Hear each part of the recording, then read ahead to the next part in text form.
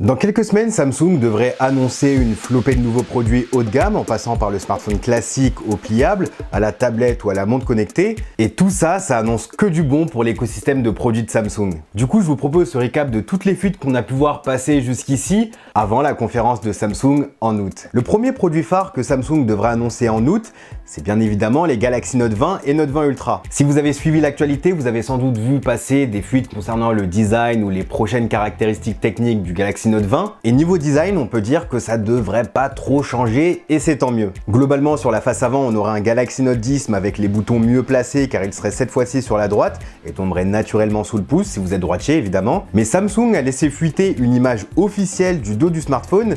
Et c'est là que les choses sont intéressantes. On peut déjà remarquer que les capteurs photo du Galaxy Note 20 adopteraient la disposition rectangulaire des S20 et puis surtout qu'on aura le droit à une couleur marron avec un dos en verre mat. Franchement, ce type de revêtement est génial quand c'est bien fait, bien évidemment, parce que déjà, on voit moins les traces de doigts et puis surtout, ça donne, à mon avis, un côté plus premium. Je trouve cette photo officielle du Note 20 vraiment sublime, puis le contraste entre le capteur brillant et le dos mat, c'est vraiment super beau. D'ailleurs, en parlant des caméras, il y aurait aussi des nouveautés puisque Samsung devrait abandonner son zoom x100 et va apparemment se concentrer sur un zoom x50 bien optimisé en prenant en compte tout ce qu'il a pu apprendre sur le Galaxy S20 Ultra. Par contre, le capteur principal de 108 mégapixels, lui, serait bel et bien présent, sans problème d'autofocus. Je sais pas comment Samsung va s'y prendre, si la technologie Dual Pixel Autofocus va faire son retour, mais en tout cas c'est prometteur, car la configuration du S20 Ultra est une config que j'aime beaucoup et j'espère sincèrement que les problèmes d'autofocus seront réglés sur ce Note 20 Ultra. Concernant l'écran, il y a plusieurs choses à savoir. La première, c'est que apparemment la plus petite version du Galaxy Note 20 aura un écran 60 Hz, parce que le 90 ou le 120 Hz serait beaucoup trop énergivore niveau autonomie. Et pour le coup, ça m'étonne pas du tout, puisque j'ai pu tester la série Galaxy S20, c'était le gros point faible de ces smartphones, peu importe la taille, l'autonomie n'était clairement pas au rendez-vous. Du coup, pour contrer ça, et c'est le deuxième point à savoir, Samsung adopterait la technologie LTPO sur la version Plus, ou Ultra du Note 20, pour lui permettre de faire quelques économies d'énergie à hauteur de 5 à 15%. Après, vous me direz que c'est pas énorme, ce qui est totalement vrai, mais en plus de ça, il serait équipé du Snapdragon 865 Plus et dans le cas de l'Europe, ça serait l'Exynos 992 gravé en 6 nanomètres, ce qui permettrait d'améliorer l'efficacité énergétique. Tout ça, c'est sur le papier, il faudra tester en conditions réelles et bien évidemment, je testerai ces Galaxy Note 20, donc abonnez-vous pour ne pas rater mes prochaines vidéos. Et puis dernier petit point par rapport au Galaxy Note 20, connaissant Samsung, le S Pen, c'est sûr qu'il y aura des nouveautés, mais ça on le verra ensemble durant la conférence. Le deuxième produit que j'attends énormément, et ça vous le savez, c'est le Galaxy Fold 2. Alors, contrairement au Galaxy Note 20, pour l'instant il n'y a aucune fuite accidentelle de la part de Samsung, mais d'après les rumeurs, on s'attend plutôt à un redesign du produit. L'écran externe que beaucoup de personnes ont critiqué serait bien plus grand et prendrait toute la face avant, toujours en vert et toujours en 60 Hz, mais c'est l'écran intérieur qui m'intéresse le plus. D'après les rumeurs, on aurait droit à un design full screen, sans encoche, avec juste un poinçon excentré pour loger la caméra selfie pour les appels vidéo par exemple. Alors oui, il y a un petit truc bizarre avec ce design. Pourquoi la caméra n'est pas tout à droite et se retrouve aux 3/4 de l'écran? Eh bien, tout simplement car il y a les caméras au dos du smartphone qui gênent et techniquement, Samsung ne peut pas superposer et la caméra selfie et les caméras dorsales. Du coup, ça serait ce design qui serait retenu et j'avoue éprouver une petite déception.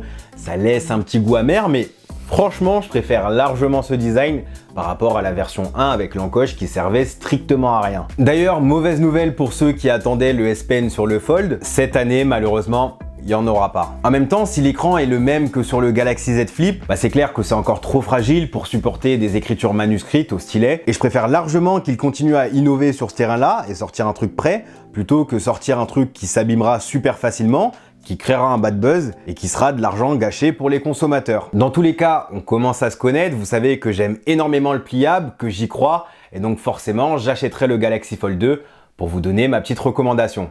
Samsung préparerait également une Galaxy Tab S7, même deux Tab S7 avec deux tailles différentes. J'avais testé la Galaxy Tab S6 il y a quelques mois et elle m'avait laissé une très bonne impression. Vous trouverez le test sur la chaîne. Mais c'est vrai que comparé à un iPad Pro, il manquait un petit truc. Ce petit truc, c'est le 120 Hz et apparemment Samsung intégrerait le 120 Hz sur ses prochaines tablettes haut de gamme. Vous le savez, pour moi, Samsung fait les meilleures tablettes Android.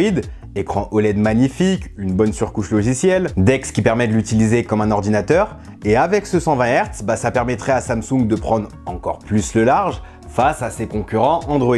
Pour éponger ces 120 Hz, Samsung intégrerait là aussi le Snapdragon 865 Plus de Qualcomm, mais aussi des grosses batteries. On parle de 7760 pour la version 11 pouces et 9800 pour la version 12,3 pouces. À titre de comparaison, la Tab S6 que j'ai testée, elle avait une batterie de 7040 mAh, donc grosse hausse au niveau de la batterie, pour éponger, comme je vous ai dit, le 120 Hz. Sinon, il n'y a pas de changement de design de prévu, hormis la taille. Il y aura toujours le stylet au dos, ce qui m'avait fortement dérangé dans mon test.